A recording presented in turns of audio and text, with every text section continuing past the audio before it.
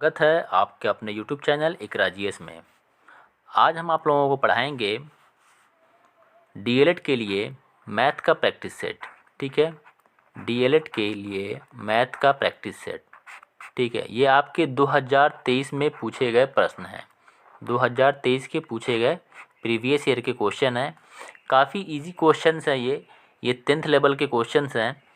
आप अगर 10th में अच्छे से पढ़े होंगे तो सारे क्वेश्चंस आपका भी रिमाइंड हो जाएगा। ठीक है, ओके, आइए हम शुरू करते हैं आज के पहले सेशन से। जो आज का पहला क्वेश्चन है, क्वेश्चन नंबर 24 से स्टार्ट है। यदि बहुपद एक्स स्क्वायर प्लस ए एक्स माइनस बी के शून्यक एक दूसरे के व्युत्क्रम हो तो बी का मान होगा। ठीक है, अब आप यहाँ पे देख सकते हैं कि ये बोल रहा है कि शून्यक एक दूसरे के क्या हों, व्युत्क्रम हों, उल्टा हों। तो मान लेते हैं कि ठीक है, माना कि जो पहला शून्यक है, ठीक है ना, पहला शून्यक, अगर पहला शून्यक उसको अल्फ़ा ले लेते हैं हम, ठीक है, तो फिर दूसरा क्या हो जाएगा, दूसरा शून्यक क्या होगा, व्युत्क्रम कह रहा है ना, तो यहाँ पे दूसरा इसका हो जाएगा शून्यक 1/α।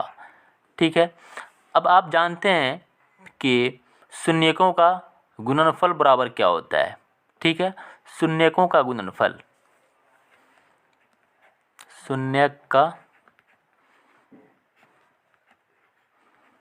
गुणनफल। ठीक है, काफ़ी आसान क्वेश्चन है, आप देखिए ये बहुत आसानी से बन जाएगा आपको।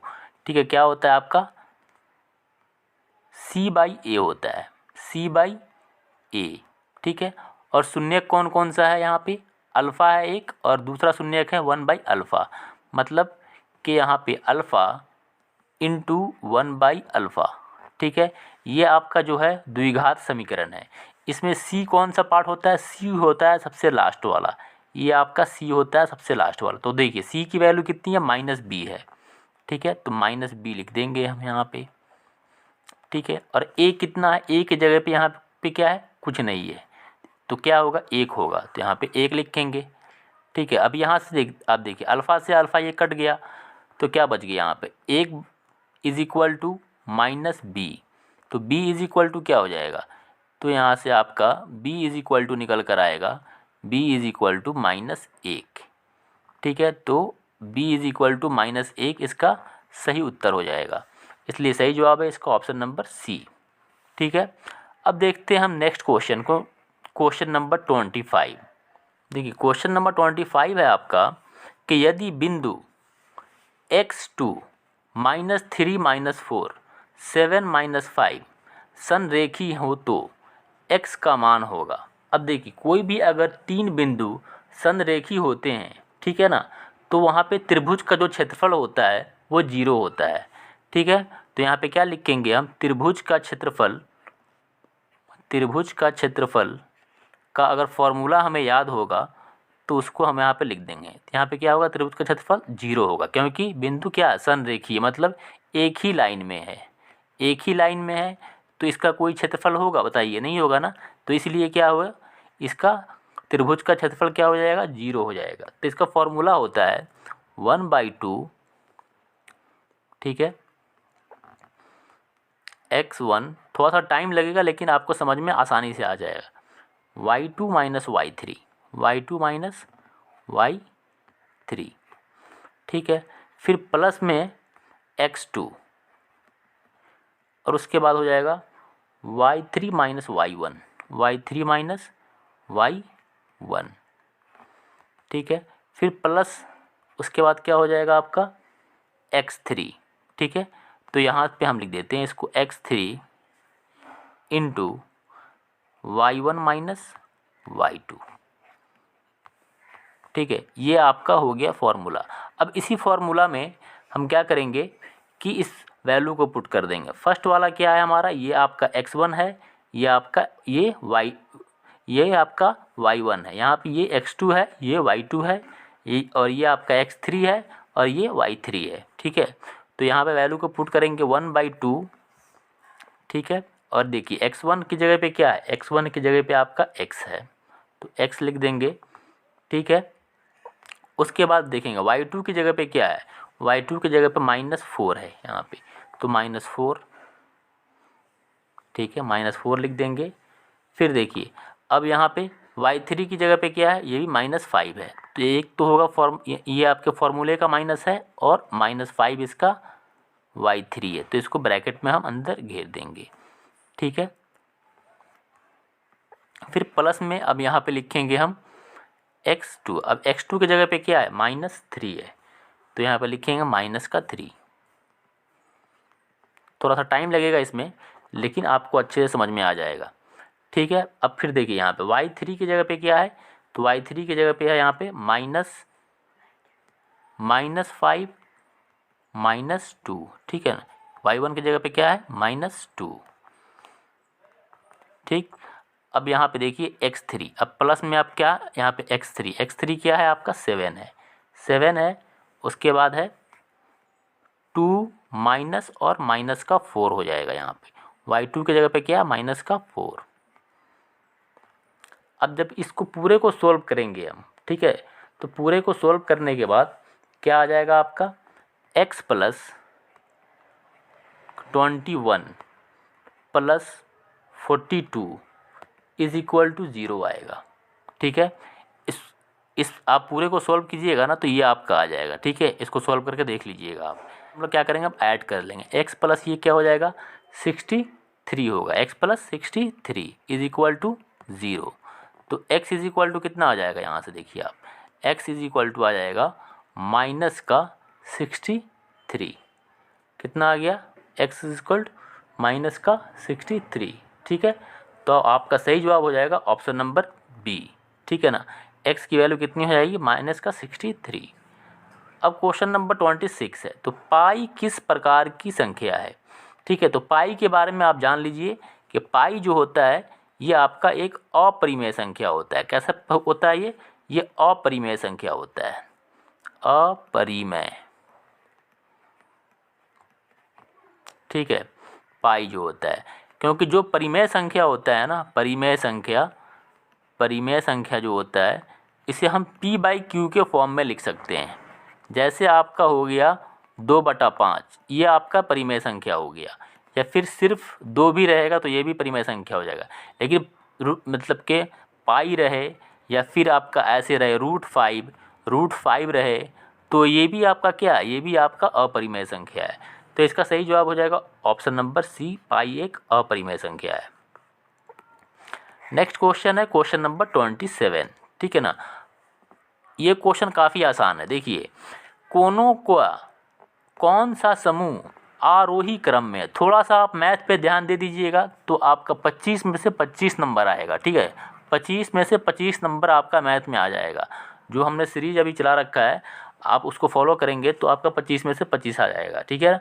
आरोही क्रम में लिखे हैं, ठीक। तो आरोही क्रम का मतलब होता है बढ़ते हुए क्रम में। तो सबसे पहले क्या करेंगे, हम सबसे छोटा वाला लेंगे। तो कौन सा है सबसे छोटा वाला, इसमें 20 डिग्री है, तो पहले लिखेंगे क्या, 20 डिग्री, फिर हो जाएगा आपका, ठीक है ना, 30 डिग्री, और फिर क्या होगा आपका 40 डिग्री होगा, ठीक है ना। तो ये 20 डिग्री, 30 डिग्री और 40 डिग्री, ये आपका सही आपका उत्तर है। तो कौन सा आपका ऑप्शन नंबर सी इसका बिल्कुल सही जवाब है। अब देखते हैं क्वेश्चन नंबर 28 को। 28 क्वेश्चन नंबर है, 2 सिलेंडरों की त्रिज्या 2:3 के अनुपात में है और उनकी ऊंचाई 5:3 के अनुपात में है, तो इनके आयतनों का अनुपात क्या होगा। अब देखिए सिलेंडर का जो होता है, ठीक है, सिलेंडर का, ठीक है, जो आपका आयतन का फॉर्मूला होता है, क्या होता है आपका, देखिए सिलेंडर के आयतन का फॉर्मूला, सिलेंडर के जो आयतन होता है, वॉल्यूम उसको बोलते हैं इंग्लिश में, जो फॉर्मूला होता है वो क्या होता है, πr²h, ये होता है फॉर्मूला। तो देखिए पहले वाले का कह रहा है पाई, तो पाई तो देखिए दोनों में है, तो इसलिए पाई लिख देंगे, ठीक है। अब आर की जगह पे क्या लिखेंगे, तो यहाँ पे 2 लिख देंगे, ठीक है ना, 2 का स्क्वायर कर देंगे, ठीक। और फिर क्या करेंगे यहाँ पे आप देख सकते हैं इसका h कितना है, ये आपके त्रिज्याओं का अनुपात है और ये इसके आपके ऊंचाई का अनुपात है। तो इसका ऊंचाई कितना हो जाएगा, 5 हो जाएगा फर्स्ट वाले का, तो 5 का स्क्वायर। नीचे में क्या करेंगे, पाई लिखेंगे। उसी तरह इसकी त्रिज्या फर्स्ट मतलब ये सेकंड वाले का जो त्रिज्या है तो 3 का स्क्वायर होगा, और यहाँ पे सेकंड वाले की ऊंचाई है तो यहाँ पे क्या हो जाएगा, ये 3 का 3 हो जाएगा। पाई आर स्क्वायर एच होता है, सॉरी यहाँ पे आपका स्क्वायर नहीं होगा, सिर्फ यहाँ पे 5 होगा। तो आप देख सकते हैं कि पाई से पाई कैंसिल हो गया, पाई से पाई कैंसिल हो गया। उसके बाद 2 का स्क्वायर कितना हो जाएगा, 4, और ये हो गया 5। फिर यहाँ पे 3 का जो होगा स्क्वायर 9 होगा, और इनटू में हो जाएगा आपका 3, 27। तो ये हो जाएगा 4 25 20, और बटा में कितना आ गया, ये 27 आ गया। तो 20:27, देखिए किसका 20 कितना आ गया, 27। तो ऑप्शन नंबर डी इसका सही जवाब है। Option number D is a right answer. फिर देखते हैं next question number 29। Question number 29 है cos 4a minus sign 4a। देखिए काफ़ी आसान क्वेश्चन है, देखने में लग रहा है टफ है लेकिन काफ़ी आसान क्वेश्चन है ये। cos 4a minus sign 4a। Okay, अब यहाँ से देखिए इसको क्या कीजिएगा, ये a square minus B square के फॉर्मूले पर तोड़ दीजिएगा। तो cos स्क्वायर a और इसका फिर स्क्वायर कर दीजिएगा आप। फिर माइनस में क्या कीजिएगा, साइन स्क्वायर a, फिर इसका स्क्वायर कर दीजिएगा आप। ठीक है, अब ये a स्क्वायर और माइनस बी स्क्वायर के फॉर्मूले पे आ गया। तो a square minus B square का क्या फॉर्मूला होता है, a माइनस बी, यहाँ पे लिख देते हैं a square minus B square का जो फॉर्मूला होता है a प्लस बी और a माइनस बी। ठीक है, तो यहाँ पे cos square a plus sine square a, और इनटू में क्या लिखेंगे हम, इनटू में यहाँ पे लिखेंगे cos स्क्वायर a माइनस में साइन स्क्वायर a। ठीक है, तो cos square a plus sine square a की जो आपकी वैल्यू होगी वो 1 होता है। ये आपने पढ़ रखा होगा क्लास 10th में, इन दोनों का जो वैल्यू होगा वो 1 होगा। अब इसको हम लोग तोड़ेंगे, ये वाला जो बच गया आपका cos square a minus sine square a। ठीक है, cos square a plus sine square a is equal to क्या होता है, 1। अभी बताया हमने। हाँ देखिए आप यहाँ से इसको क्या कर सकते हैं, साइन स्क्वायर a को हम यहाँ पे क्या लिख सकते हैं, साइन स्क्वायर a को हम क्या लिख सकते हैं, 1 माइनस कॉस स्क्वायर a। ठीक है, अब यहाँ पे देखिए कॉस स्क्वायर a को कॉस स्क्वायर a रहने देते हैं, और माइनस का यहाँ पे क्या लिखेंगे हम, माइनस का लिखेंगे ब्रैकेट क्लोज 1 माइनस, ठीक है, ये हो जाएगा आपका कॉस स्क्वायर a। ठीक है, साइन स्क्वायर को क्या लिखेंगे, 1 माइनस कॉस स्क्वायर a लिखेंगे हम। ठीक है, तो यहाँ से यहाँ ब्रैकेट को आप क्लोज कर दीजिए। तो यहाँ से आपका हो जाएगा ये कॉस स्क्वायर a माइनस का 1, और ये माइनस माइनस जो आपका मल्टीप्लाई होगा तो प्लस का आपका हो जाएगा कॉस स्क्वायर a। तो यहाँ पे देखिए एक कॉस स्क्वायर a ये है और एक यहाँ पे ये है। ठीक है ना, तो क्या बच जाएगा आपका, यहाँ पे आपका आ जाएगा, देखिए नीचे लिख दे रहे हैं, जगह नहीं है यहाँ पे, तो 2 कॉस स्क्वायर a माइनस का 1, यही आपका आंसर आएगा, 2 कॉस स्क्वायर a माइनस का 1। तो कौन सा है आपका ये जवाब सही हो जाएगा, option number D. Option number D आपका बिल्कुल सही जवाब है। क्वेश्चन नंबर 30 है, किन मानों के लिए समीकरण ax square plus B X plus C is equal to 0 द्विघात समीकरण होगा, किन मानों के लिए। ठीक है, तो इसका आपका सही जवाब है क्या कि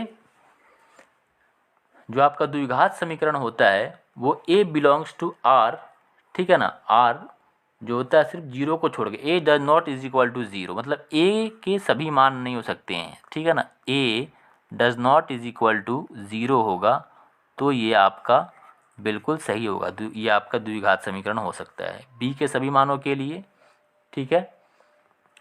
यहाँ लिखा है ए के सभी मान शून्य को छोड़कर, ठीक है, तो ए के सभी मान शून्य को छोड़कर, और यहाँ ए के सभी मान और ए बी सी के सभी मान, बी के सभी मान, तो इसका आपका सही जवाब है ऑप्शन नंबर बी, बी के, ठीक है, ए के सभी मान लेकिन शून्य को छोड़कर, ठीक है। ए जो है वो बिलोंग्स करेगा पूरा आपका रियल नंबर को, लेकिन A does not is equal to zero, A कभी जीरो अगर ए अगर जीरो हो गया तो ये क्वाड्रेटिक इक्वेशन ये कभी बनेगा ही नहीं, क्योंकि एक्स स्क्वायर के फॉर्म में आएगा ही नहीं। जब ये जीरो से मल्टीप्लाई हो जाएगा तो जीरो हो जाएगा पूरा टर्म, तो इसका सही जवाब है option number B. I hope कि आपको वीडियो अच्छा लगा होगा। अगर वीडियो अच्छा लगा तो आप हमारे चैनल को सब्सक्राइब करें। फिर मिलते हैं अगली वीडियो में हम।